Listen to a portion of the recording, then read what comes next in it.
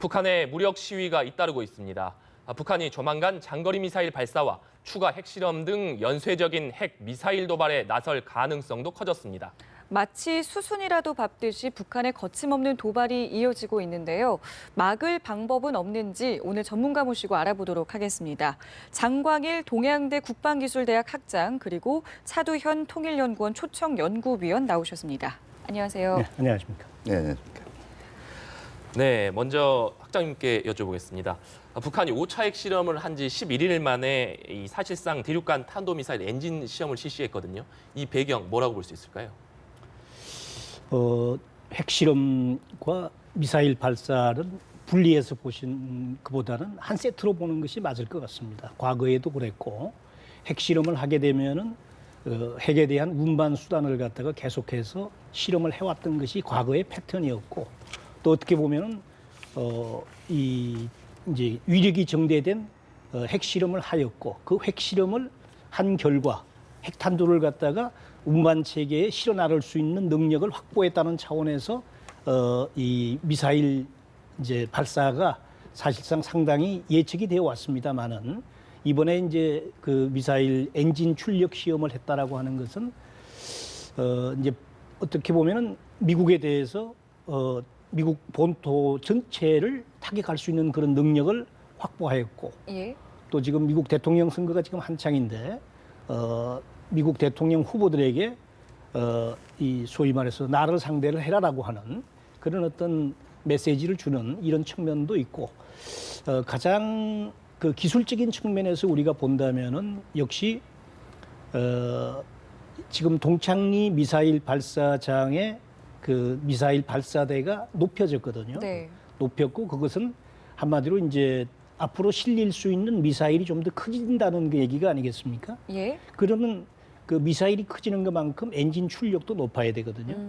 그런데 지난 5개월 전에 4월 9일 날인가 그때 이제 비슷한 시험을 했습니다. 네. 그때는 아예 공개적으로 새로 만든 ICBM 엔진 출력 시험을 하였다라고 하였고 이번에는 그 ICBM이란 말은 빠지고 정지 위성에 그 위성을 실어 나갈 수 있는 그 운반 체계에 대한 엔진 시험을 하였고 그것이 상당히 이제 비교적 규모가 크고 성능에 대해서는 지금 뭐 여러 가지 검토를 하고 있습니다만은 일단 이제 그런 차원에서 본다면 이 본토까지 실어날 수 있는 미사일의 엔진 성능을 네. 계속 확대하기 위한 네. 그런 어떤 기술적인 측면이 우선 강하다 그렇게 말씀을 드리겠습니다.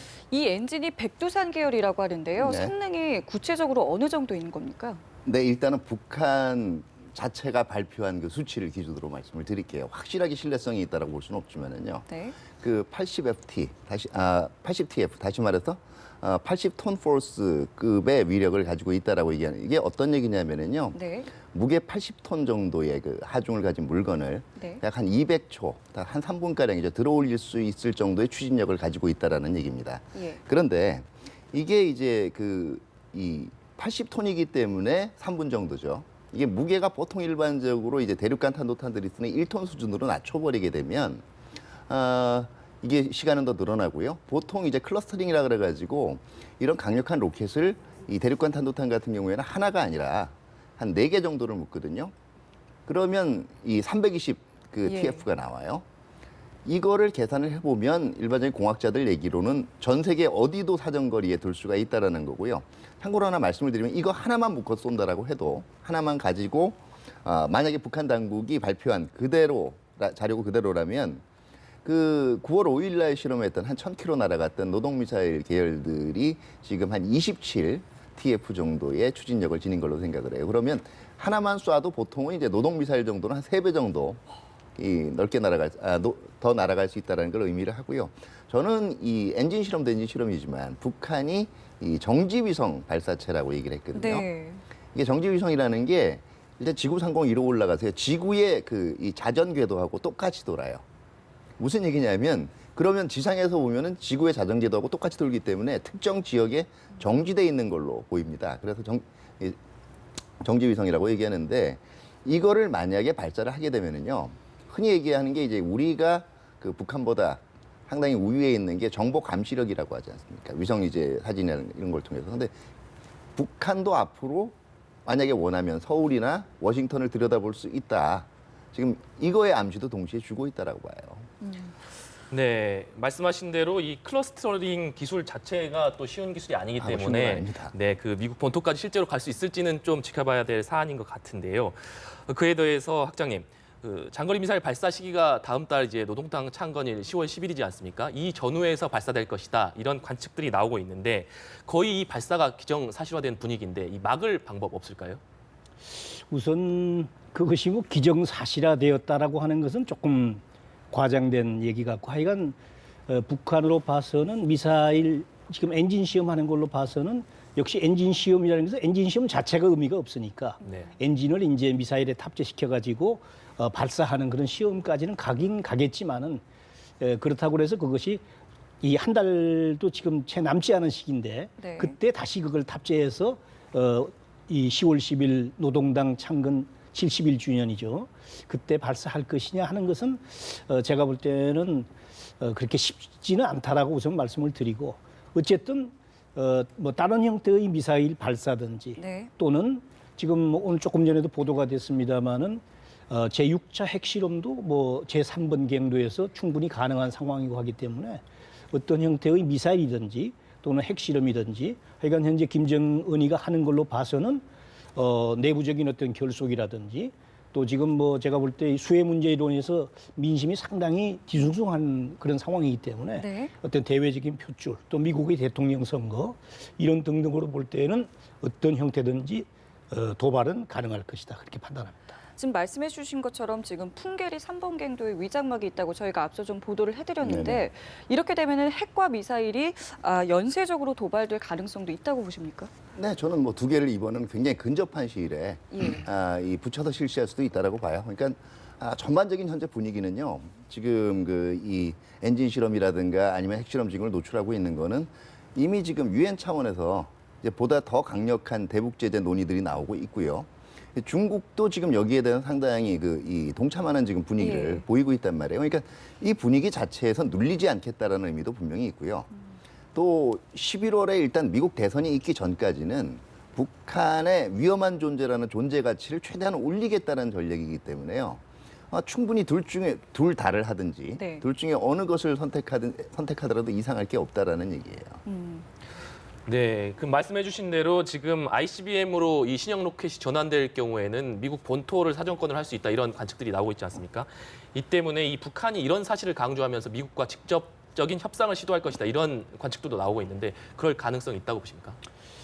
북한의 입장에서는 이것을 이제 가급적 판을 키울 수 있는 데까지 키우고 그 관심을 집중시켜서 협상의 대상으로 하려고 하겠죠. 그러나 미국의 입장에서는 특히 이제 오바마 대통령의 임기가 사실상 거의 마무리돼가는 시점에서 예. 북한을 협상을 할 것이냐 저는 그렇게 갈 것 같지는 않다라는 판단이고 지금 그 유엔 제재를 포함을 해서 유엔 제재가 끝나는 대로 만약에 유엔 제재에서 미국이 목표로 했던 어떤 이 제재가 조금 구멍이 생길 수 있는 이런 것은 양자적 차원에서 또다시 제재를 가하지 않겠는가 하는 제재와 압박 쪽에 오히려 무게를 두고 있습니다. 네. 자, 일단은 오늘 이제 미국의 전략 폭격기가 다시 한국에 전개가 되는데요. 이번에는 좀 한시적으로 머물다가 간다고 합니다. 네네. 이거를 좀 어떤 의도로 저희가 좀 해석을 해볼 수 있습니까? 결국은 이 오바마 대통령이 이 박근혜 대통령하고 정상회담에서 미국의 확장 억제 익스텐드 디터런스라 그러죠. 이 공약이 한반도에서 더욱 강력하게 보장될 것이다라고 이미 밝힌 바가 있고요. 그렇기 때문에 그 일환으로 북한의 핵실험 직후에 B-1B 랜서가 네. 한반도에 전개된 적이 있었. 이게 2주 연속 전개된다라는 건요. 상황에 따라서는 이게 거의 가끔 계기성으로 오는 게 아니라 거의 수시로 오갈 수 있다라는 걸 한번 북한한테 시위하는 의미가 충분히 있어요. 그러니까 다시 말해서 북한에게 긴장 수위를 아무리 올리고 위협을 해봐야 충분히 거기에 대한 대응 수단을 한미동맹 차원에서 제공을 할 수가 있을 거기 때문에 그거 해봐야 소용없다라는 일종의 메시지라고 볼 수가 있죠.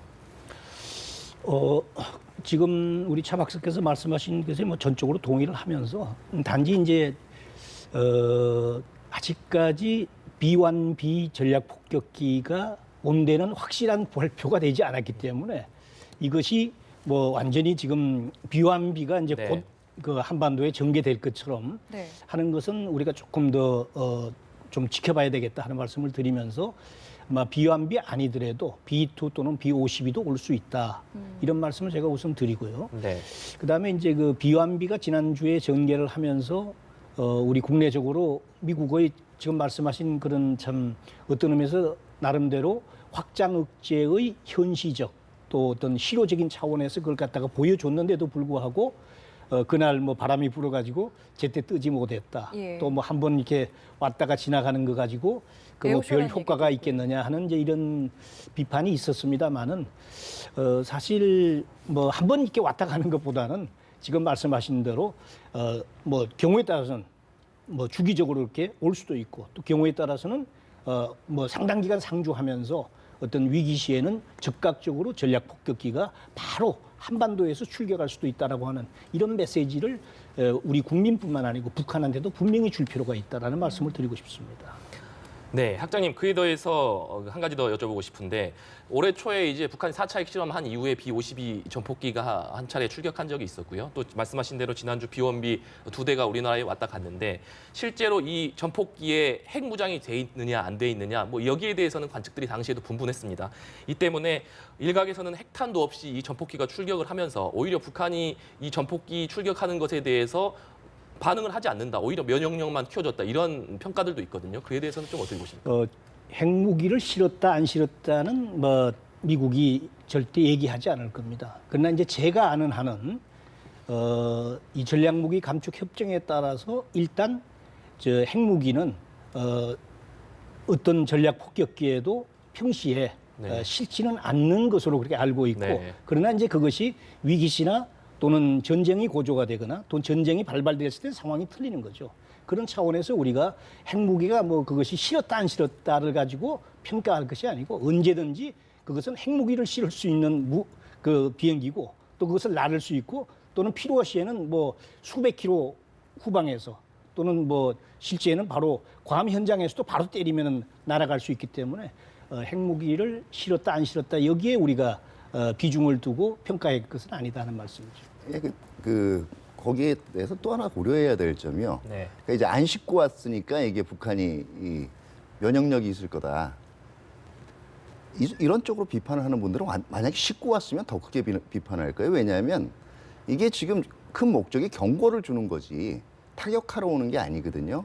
근데 거기 만약에 적재를 하고 왔으면 그 의도를 만약에 북한이 오해를 해서 그러면 이거 어차피 난 당할 거기 때문에 전쟁 위험성도 있다라고 또 비판할 수가 있는 거예요. 그러니까 사실은 저는 지금 좀 걱정을 하는 게 지금 이런 논의들이 기존에 있던 미국 비판이든 아니면 자체 핵 무장론이든 간에 지금 굉장히 확장 억제 자체의 신뢰성이 믿을 수 없다라는 거를 전제로 깔고 네. 얘기들이 시작이 되거든요. 이런 논의 자체가 사실은 지금 동맹 체제를 통해서 그 북한의 핵 개발을 저지하고 억제하는데 아무런 도움이 되지 않는다라는 걸 말씀을 드리고 싶어요. 예. 자, 그리고요. 중국이 북한의 핵 개발을 지원한 것으로 의심되는 네. 자국의 중견 기업을 수사 중이라고 밝혔는데 네. 이게 어떤 식으로 좀 지원이 됐을까요? 네, 그러니까 이 미 법무부가 먼저 이 예. 통보를 한 사항인데 지금 어떤 쪽으로 지금 불법 거래가 이루어졌냐를 얘기를 하냐면 예. 크게 두 가지예요. 이 라오닝 홍샹그룹이라 그러는 자회사가 그 이 유한공사 형식으로 되는 게 단동 홍샹 시럽이라고 있습니다. 이게 한 활동을 크게 두 가지로 보면요. 북한에 자금을 마련해 주는 거예요. 그러니까 북한 측 그 회사랑 합작 투자를 합니다. 대표적인 게 이제 단둥에 있는 북한 음식점 유경식당이라고 하죠. 이 합작 투자를 예. 하니까 결과적으로 합작 투자를 해서 이익이 생기면 어떻게 되겠어요? 분배하겠죠. 예. 그러니까 다시 말해서 북한의 외화 가득원을 우회적으로 지원해 주는 의미도 있고요. 두 번째 더 심각한 것은 결국 이게 밀수인데요. 밀수를 통해서 이중용도 기술이라고 합니다. 이걸 듀얼롤 이 테크놀로지 또는 듀얼롤 아이템이라고 얘기하는데 가령 이제 알루미늄 그다음에 알루미늄 괴, 알루미늄 텅스텐 합금 같은 거는 민간 용도로도 사용이 되지만은요. 군용 용도로 사용이 돼요. 직설적으로 말씀드리면 이게 미사일 외피라든지 아니면은 이제 농축 우라늄을 만드는 원심 분리기 제작에 활용이 됩니다. 이런 것들을 지금 이 미 법무부가 추정하고 있기에는 사과 박스 등에 담아서 트럭을 통해서 국경 밀무역에서 이제 밀무역을 했다라는 얘기예요. 아까 얘기 나왔지만 이게 실질적으로 북한에 가져다준 이 경제적인 이득 아니면 효과가 한 6천억 원 정도 된다는 거고 이 정도면 충분히 이제 핵 개발이 가능하다라는 거고요. 더 이게 지금 오히려 심각하게 보는 이유 자체는 그리고 이제 적실성이 있다고 보는 경우는 예. 이 라오닝 홍샹 그룹의 전반적인 거래 액수를 보면요, 살펴보면 50% 이상의 주 고객이 북한이에요. 그리고 굉장히 급속하게 성장을 했습니다. 네. 저는 오히려 이게 이제 급속한 성장의 배경에는 아무래도 밀수는요 정상적인 그 거래보다 위험 부담률이 크기 때문에 단가가 높아져요. 그러니까 북한의 이런 물자를 제공하거나 공동수자를 통해서 이익을 제공해서 북한의 핵심을 돕기도 했지만 이런 불법 행위로 인해서 원래 정상적인 거래로 얻을 수 있는 이익보다 훨씬 더 큰 이익을 이제 취한 거죠. 그러다 보니까 급속 성장할 수밖에 없는 구조인 거죠. 네. 그 이제 미국의 입장에서 보면은 이 홍상그룹이 여태까지 해왔던 이것을 아마 나름대로 쭉 추적을 해오다가 네. 아주 결정적인 어떤 이 단서가 있었을까요? 단서를 갖다가 확보하고 예. 그거를 중국 쪽에 내밀었고 중국 쪽으로 봐서도 이걸 갖다가 거부할 경우에는 오히려 국제적으로 문제가 생길 수가 있기 때문에 지금 공동 조사를 하는 형태로 미국과 중국이 공동 조사하고 발표하고 하는 이런 걸로 가지 않았는가라는 판단이고 결국은 이것은 이제 뭐 한두 번 한 것이 아니고 지금 말씀하셨던 대로 2011년부터 2015년까지 북한이 핵실험을 한 이후에 유엔 결의안이 그때 이미 1718호부터 이번에 나왔던 2270호까지 계속 이런 이중 목적의 핵과 미사일에 전용될 수 있는 물자에 대해서는 수출을 해서는 안 된다라고 계속 못을 박아왔거든요. 그런데도 불구하고 이렇게 밀거래를 통해서 이것이 북한에게 제공이 되어 왔다는 점. 이것은 중국으로 봐서도 대단히 아픈 대목이죠, 사실은. 그래서 이것이 제가 볼 때 상당히 제재와 압박을 가하는 유엔 입장에서도 상당히 좋은 지금 대목이 되었고 또 한 가지는 그 홍상그룹이 지금 보도되고 있는 이런 내용만 했겠느냐. 그 외의 다른 여제도 제가 볼 때 네. 중국에서 충분히 아주 본격적인 수사를 한다면은 이를테면은 그것뿐만 아니고 사이버라든지 뭐 이런 것들도 연계를 해가지고 했을 가능성도 저는 있겠다라고 추측을 합니다. 그런 차원에서 좀 더 이 중국에서 강력하게 수사를 해서 이번 기회에 이런 홍샹그룹뿐만 아니고 유사한 이런 밀거래를 하는 이런 중국의 업체에 대한 아주 철퇴가 내려지는 그런 계기가 되었으면 좋겠고 미국의 입장에서는 이제 사실은 지난 2270호 이후에 이제 세컨더리 보이콧이라는 것을 얘기하지 않았어요. 네. 그럼에도 불구하고 제대로 시행을 하지 못했었거든요. 그러나 이제 이번 계기로 이것이 시행될지 여부는 모르겠습니다만은 어쨌든 그것이 하나의 계기가 되어서 북한과 이런 밀거래를 하거나 그런 이 유엔 결의안에 위배되는 이런 상거래를 하는 개인이나 기업에 대해서는 아주 이란처럼 철저하게 이 제재를 가할 수 있는 그런 계기가 되었으면 좋겠다라는 그런 생각입니다. 네, 차 의원님 방금 이 세컨더리 보이콧도 말씀을 해주셨는데 네. 이번 이 흉상그룹 수사를 계기로 해서 미중이 예. 이 공동으로 이 대응을 하는 새로운 국면이 예상된다 이렇게 볼 수 있을까요? 네, 세컨더리 보이콧은 아니에요. 근데 이제 거기에 대한 새로운 대응 형식으로 나온 건데요. 한번 재미있는 게 이 미중 간에도 제재를 놓고 이 굉장히 신경전이 9월 이후에 전개가 되어 왔어요. 그러니까 일단 유엔 차원에서 이 대북 제재 얘기가 되면서 그 다음에 나오는 게 이게 혹시 세컨더리 보이콧까지를 포함한 포괄적 제재로 가는 게 아니냐는 전망이 나오니까 예. 왕이 외교부장이 얘기했단 말이에요. 나는 일방적인 대북 제재, 이거는 무슨 양자 제재 안 하겠다는 얘기거든요. 원래 세컨더리 보이콧이라는 건 어떤 거냐면요. 이번처럼 미 국무부가 라오닝 홍샹그룹이 이런 활동을 했다는 정보를 제공하는 게 아니고요. 곧바로 라오닝 홍샹그룹 자체를 제재하는 거예요. 왜냐하면 북한과 거래한 기업에 대해서 자국의 국내법적인 절차에 따라서 거래를 중지시키는 게 세컨더리 보이콧의 핵심이거든요. 그런데 자, 중국은 나는 양자 제재 안 해. 세컨더리 보이콧 형식으로는 못 따라가겠어. 그러니까 미국이 보여준 거는 이런 근거들이 있는데 아마 중국도 알고 있었을 거예요, 기존에. 이런 근거들이 있는데도 불구하고 안 할 거야라고 얘기한 거고. 그러면 중국이 얘기한 건 그런데 자존심 상하니까 니네가 직접 하지는 마. 그런데 정보 알려주면 거기에 대해서 우리가 수사할 거야. 그러니까 앞으로 어떤 형태냐면 미국은 계속해서 찾아내서 중국에 통보할 거고요. 아, 그러면 중국은 대외적인 이제 시각이 눈길이 있고 더더구나 이제 최근에 이 5차 핵실험, 4, 5차 핵실험 이후에 서방을 중심으로 나오고 있는 게 결국은 중국이 기술적으로 배후에 있다라는 전망들도 나오고 이 배후론을 벗어나기 위해서라도 이 문제 제기를 한 기업들에 대해서는 계속적으로 수사를 해나가는 구조. 다시 말해서 세컨더리 보이콧이라고 정확하게 볼 수는 없지만 우회적인 세컨더리 보이콧 형태를 확대하는 형태로 이게 하나의 관행이 되지 않을까 하는 생각은 합니다. 그러면은 저희가 이미 알고 있는 이 세컨더리 보이콧으로 확대될 가능성은 없이 이런 형식으로 계속 이어질 그렇죠. 가능성이 계속해서 있다는 찾아내서 말씀이시죠? 정보 제공하고 예. 정보를 제공할 경우에는 중국이 그걸 거부하는 게 아니라 예. 자체적인 법규에 따라서 조사하고 처벌하는 이런 형태가 당분간은 그 이 북한을 아. 압박하는 형태로 이용되지 않을까 하는 생각이 듭니다. 네. 자, 어쨌든 이번에 이제 제재를 받게 되면은 이게 북한에도 어느 정도 영향을 미칠 것 같은데요. 이렇게 되면은 핵실험에도 어느 정도 영향을 미칠 것으로 보십니까? 핵실험에 영향을 미칠 수가 있겠죠. 미칠 예. 수가 있는데 이미 제가 볼 때 뭐 북한이 핵실험을 하고 안 하고는 이 정도 가지고는 그 영향을 주지 않고 이미 적어도 한두 번의 핵실험을 할 수 있는 준비는 갖췄을 것이다.